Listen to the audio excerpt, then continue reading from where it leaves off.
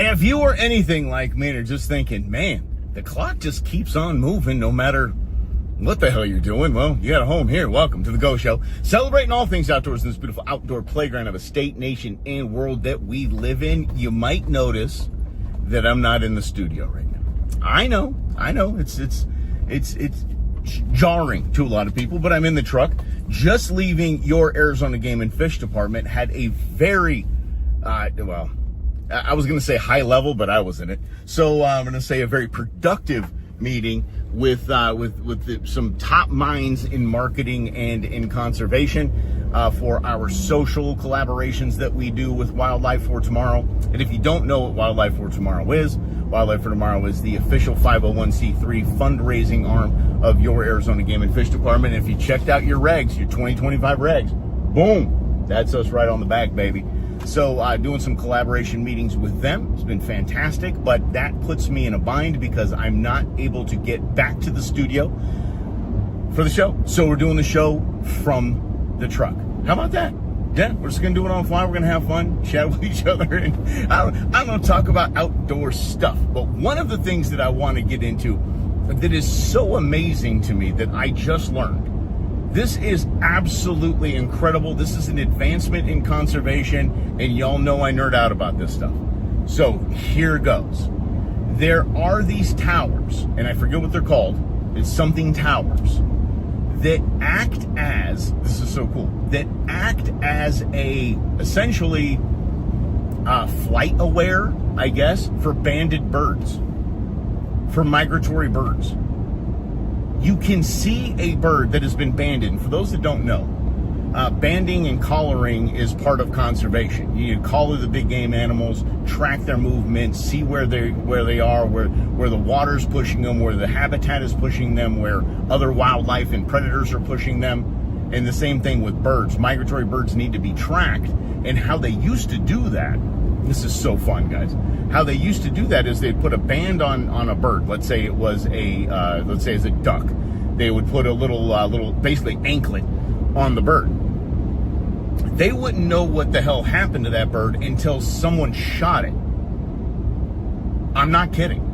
And it was something in the hunting world, and still is something in the hunting world. If you take a banded bird, you keep the little band. I mean, people put it on their collars, and it's a thing, right? But it's got a phone number on it that you call, and then you tell that Game and Fish Department, this is where we found this bird. So they say, okay, this is where we banded it. That was 2 years ago, and that was in Missoula, Montana, and now it was taken in Phoenix, Arizona. So we know the tracking, at least, but that's how it was done. And that was, I mean, obviously we've brought birds back from the brink of extinction with this type of management, so it worked. But now it just got kicked up a level. Towers that will actually track the bands, like flight aware. If you don't know that, flight aware, you can put in a tail number of an airplane, you can track it all over the place. That's how people know, where T-Swizz is at any time.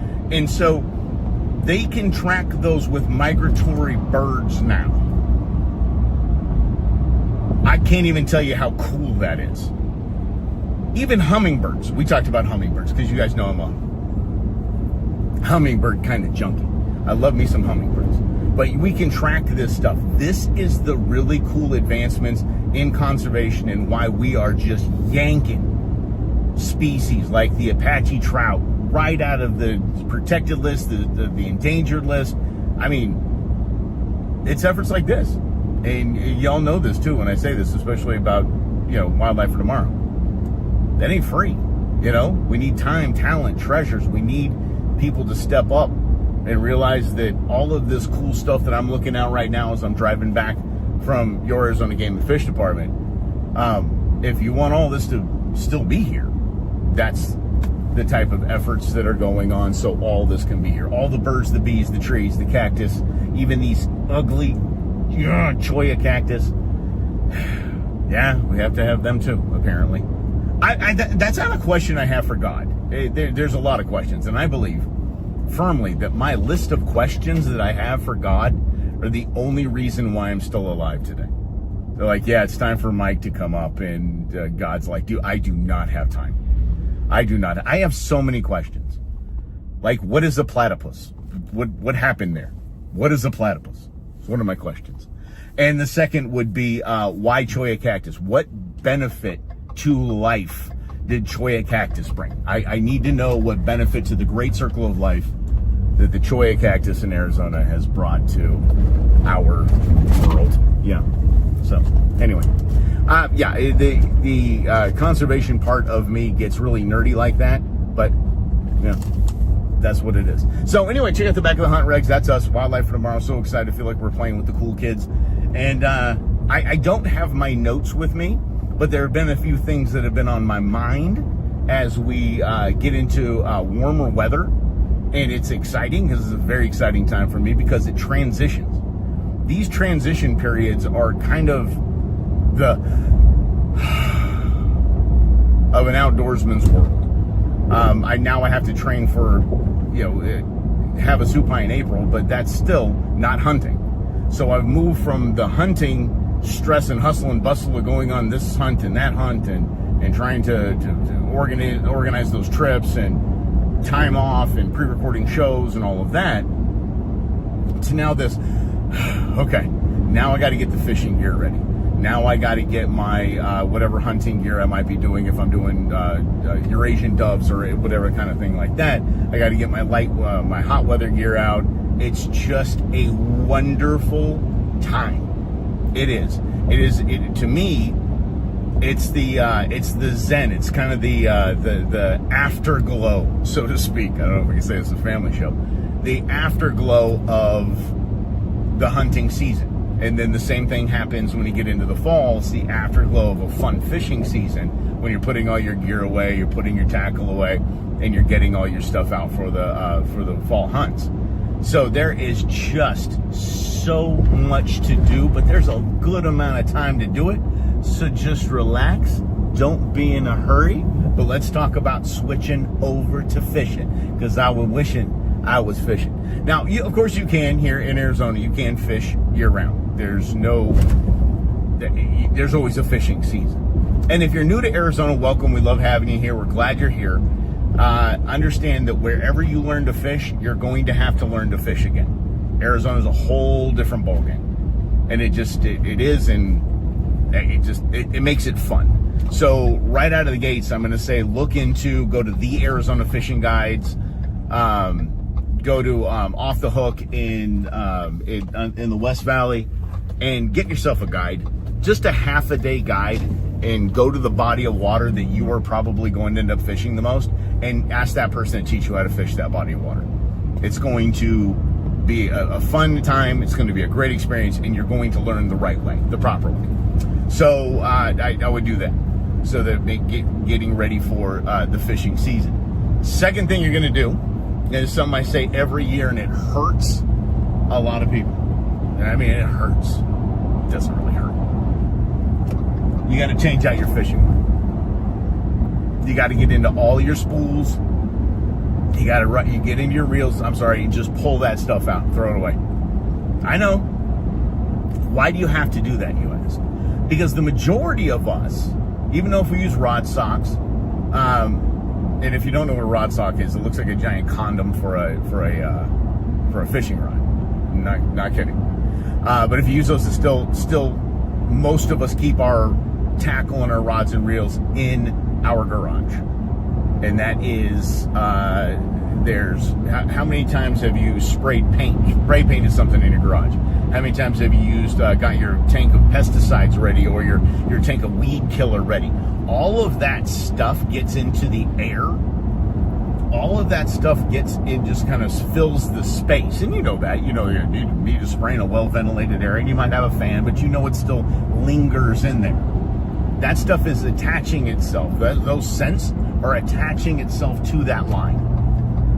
So you're throwing line that has a scent of everything you've essentially done in your garage for the past 10 months.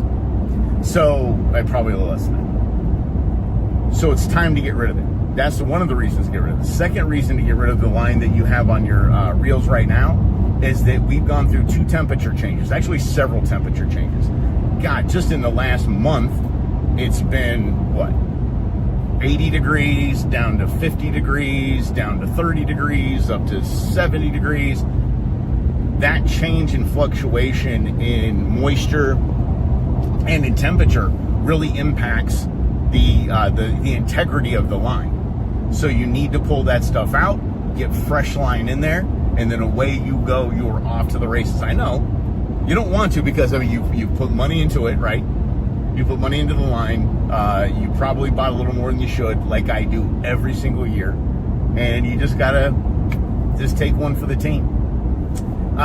Second, as we're transitioning from hunting season to fishing season, this is the time. I know it sounds so elementary, but this is the time to learn how to tie knots. This is the time to be patient. You're not in a hurry. You're not going fishing tomorrow morning. You're not against the clock. Take some time this weekend, an hour or two, whatever. Get a couple of YouTube videos, or there's great apps for your phone as well that can give you really, really detailed animations on how to tie proper knots. Mine is a leader. To this minute, I cannot tie a leader. It has just been the bane of my existence. So I don't use a leader a lot because I'm terrible at tying that knot. But I have to commit to that and learn how to tie that. A lot of people you see, I almost just seriously got run off the road. This guy's on his phone, Utah license plate. Watch out, he's in a Hyundai, and that dude just came right over into my lane. I guess I can't bash him for being on the phone as I'm doing an entire radio show here, or streaming show. I have to get used to saying that here in the car. So anyway, where was I? Oh, leader knots. Yes, terrible at that. Learn how to tie knots. There are cool people that don't have animation, but the few videos that I've seen, they actually have people using rope, like big size rope, so you can really clearly see how they're tying a knot to some big round thing that symbolizes a hook. So that's pretty cool. So take the time, learn how to tie those knots, and going back to things that you need to get rid of, y'all. Those plastic baits, you got to get rid of those. Do you see what I did right there? All of you know exactly what I just did there. Yeah, I couldn't pass him after he almost run me off the freeway. I couldn't pass him and not dog eye him. And oh, come on. Y'all know what I'm talking about there. Yep. There he's going off the freeway right there. Mm-hmm. Yeah, didn't even care. He's just looking straight. I wasn't threatening him, just dog eyeing him. Anyway, plastic baits gotta go. Plastic baits gotta go. What I've gotten in the habit of doing over the past few years is only taking my baits. Only buying the baits, the plastic baits, only buying them on the days or the week that I'm actually going fishing. Kind of like, okay, do you have ice for the cooler? Do you have drinks? Do you have this and that? And I need to go get the plastics. Because every year I throw these things out. Every year I have to throw, and this is money. I'm throwing about $100 in lures out. And that's just not, And I know what some of you are saying right now. I some of you saying, I got a bobber and some cheese on a hook. Yeah, hell yeah. That's a great way that's some bluegill heaven right there. Oh, bluegill. So good. I've actually discovered crappie. Yeah, I didn't know crappie was a good eating fish. Crappie and striped bass, I think, are the two best eating fish we have in Arizona. I hate trout, you know this. So, but anyway, you got to get all those plastics out. Got to change your line out. Learn how to tie some knots, and set up. And this is something that's important to me. Set up as many different rigs as you can. So if you have 4 or 5 rods and reels set up that have different variations of setup, like some for your drop shot, maybe some set up for a Rapala lure, or some set up for some of your plastics. It makes prep so easy, and I mean so easy, and it's highly recommended. So, and I like to take about 3 or 4 fishing rods and reels, and that's light, by the way. A lot of people that are really diehard anglers will say 3 or 4. Like, I'm throwing 3 or 4, so you just, put it down or put it in your tackle backpack and just grab the next one and see if that's it, before you move on. Let's get to eating, too. Let's talk about that. Why not? We're just driving along. And again, we're driving back from Game and Fish, and I was not going to make it before the show, so we are doing the show from the road. Anyway, the eating the fish, when I got to the crappie and the white, striped bass, I thought of this, and if Clayton, if you're watching, thank you, and I'll give you credit for it. Clayton Ross, you'll see him pop up on the comments every now and again. The best way to do fish, the best way to fry fish, if you're going to fry the fish, which I highly recommend, because I'll fry and love that stuff. Instead of like panko breading, or instead of the breadcrumbs, always use the egg, of course, with the cream, but instead of the panko, instead of the bread, ready for this? Salt and vinegar kettle chips. Holy crap. Salt and vinegar kettle chips. You can take the rolling pin, just mush those, just smash those things up into a powder. Changes it all. Even if you don't like salt and vinegar chips. I hate salt and vinegar chips. So I didn't want to try this recipe. The only time I tried this recipe is we were at a fishing tournament and he made it. And then I never looked back. I'm like, yep, that's the way I'm going to cook these things from here on out. Salt and vinegar chips is the best way to fry fish. And again, striped bass, especially go out to Lake Pleasant, striped bass is just, there's no limit. Take as many as you can. They're an invasive species. So you can have a, 50 fish stringer and have a damn party at the house. I'm telling you, it's the way to go. Make your own tartar sauce too. If you do like the tartar sauce, if you're into that kind of stuff, which I am. If I order fish and chips anywhere, I'm like, just bring me a bucket of tartar sauce. Make it yourself. So much better homemade, so easy to make. And I know Rhonda's saying like, duh. I'm surprised Rhonda didn't raise her own fish. And by the way, Rhonda has a video that dropped today on Hamilton and Burst. Get over to Rhonda's Random Thoughts and check that out. But the cooking is just, and remember this, the best advice I got for cooking fish is that people have been eating raw fish for thousands of years. You might see those shows like Alone and Outlast, where they'll just grab a fish and just, and there's nothing wrong with it. People have been eating raw fish for years. Do not overcook your fish. Do not worry about undercooking your fish. Only worry about overcooking your fish. That's it. And here's a pro tip. If you do overcook your fish, don't worry about it. Don't panic. Eat what you want, and then make fish salad with it for the next day. It'll change your own one, just like you're making tuna salad. Same. But the ingredients in tuna salad, which now is just fish salad, whatever it is, like striped bass salad, crappie salad, not crappie salad, crappie salad. The ingredients like the mayonnaise and things like that really compensate for any overcooking that you did the night before, and it comes out fantastic. It'll change. It really will change your world. It really will. It'll take a little of the anxiety away of cooking. Speaking of that, God, there was a discount section at the grocery store that I go to that isn't fries. The grocery store that I go to, Safeway, has a discount, like basically a last chance meat section. I got beef back ribs for $4 a package. So I just grabbed a couple of them because I've never cooked any of them before. So I throw them on the Green Mountain Grill at $2.50 for like 3 hours. And these things came out absolutely fantastic. It was an $8 meal for me and Nuge. It was fantastic. But again, I didn't have a lot of anxiety about it because they're $4 a package. It's no big deal. If it came out terrible, I just feed it to Ozzy. Yeah. So, but when it comes to fish, that's the thing. And if you eat trout, if you fish for trout and eat trout, I don't know the language you speak. I just don't. I don't understand it. And there's zero fight in those fish, and they're just a pain in the tuchus to clean. They're a pain in the tuchus to cook, and it's like, you're not getting a lot. It's not a hungry man dinner, if you remember those. Salisbury steak night. Woo-hoo-hoo! Hell yeah.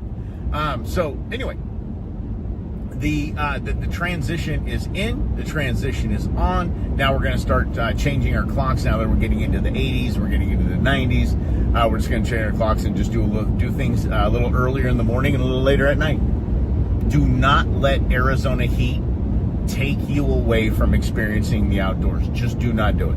I was just in a meeting with Wildlife for Tomorrow and Arizona Game and Fish Tomorrow. Commissioner Sue brought up a really great point because we were looking at our content calendars and we said, in June and July, there's not a lot going on as far as the department because, people don't want to come out to an expo in June or July or August because they'll melt. So there's not a lot going on. And Commissioner Sue brought up a point with saying that, I've noticed traffic in the summer really isn't dying down anymore. Like, people are staying. And the reason why people are staying because they realize that hell, it ain't that bad. No, I said hell, it ain't that bad. Not hell ain't that bad. Because it fits so perfectly right there, right? You get outside in August, you're like, hell ain't that bad. Because it sure as hell feels like it. So the adjustment is on. Your blood will thin out. Don't worry. Your skin will adapt. Everything will be great. Everything will be fine. I'm excited about the summer months. I'm excited about getting out on the yellow tubmarines. But let's talk about this weekend. What we got going on? We have a lot happening this weekend. Again, we have Winston Days, the AZ Fly Shop. And again, big thanks to AZ Fly Shop for benefiting Wildlife for Tomorrow, thinking of us and really helping out. So that's kind of cool. You can win a fly rod. You can win some cool stuff and just a bunch of great people. If you're into the fly fishing world, jump all over that. Tres Rios Nature Festival is happening in Avondale, and Wildlife for Tomorrow, we are the title sponsor of that event. So if you want some free family fun, just go on out there and learn, teach the childrens about conservation in the outdoors. A lot of cool things to learn, a lot of cool animals to see. It's a really cool event that we do each and every year. And if you are heading out to Flagstaff tomorrow, Fort Tuttle is where you want to be. Because our good friends at Caney Coolers, and I mean, I hate it when people in media and radio, my good friends at so-and-so. No, literally, Jason, they're good friends of ours. Good people. These are really good people. Are having their cool runnings. No, cooler runnings. Sorry, Jason. Cooler runnings. They turn coolers into bobsleds. And they race them down the mountain. Or in this case, a hill with snow. How cool is that? Last year, I don't know if they're having it this year. I got to look into it. But last year they had two women from the Olympic bobsledding team out there, from the U.S. team. No joke. So get down there. Just a fun thing to see. It kind of the Flugtag. It kind of has that vibe to it, and it's Jason Caney Cooler. So you'll recognize him. Just go to the Wildlife for Tomorrow site. You'll see what the guy looks like. We're going to Caney Coolers. He's the guy on the raft. And if you go up there, say hi and introduce yourself and I don't know, get a damn Caney Cooler out and put some skis on the damn thing and try it out. Please don't. No, that is a disclaimer from the Go Show. Please do not do that and then get hurt and come back and say that I'm the reason you got hurt. Nope. Not at all. So a lot of fun things going on, kind of wrapping up the fall season, and we're getting into spring, and we are going to just headlong right into it and make it happen here on the Go Show. Tomorrow is FAFO Friday. I will be in studio, believe it or not. Tomorrow's FAFO Friday, and the much anticipated Aussie videos will be making an appearance. And by the way, Rhonda, hope Buttercup is doing well and recovering nicely. And speaking of the doggies, so tomorrow's FAFO Friday. I don't know the theme for it. We're just going to have some fun and have some fun videos and just go from there. So you guys are the very best. I appreciate you as always. And again, in the truck today, on the way back from Game and Fish, wasn't going to make it to the studio on time. So I appreciate you allowing me to chat with you without being able to see you chatting with me. So I appreciate you all. You are the very, very bestest. And we will see you tomorrow right here on the Go Show. celebrating all things outdoors in this beautiful outdoor playground of a state, nation, and world that we live in. Tomorrow, FFO Friday.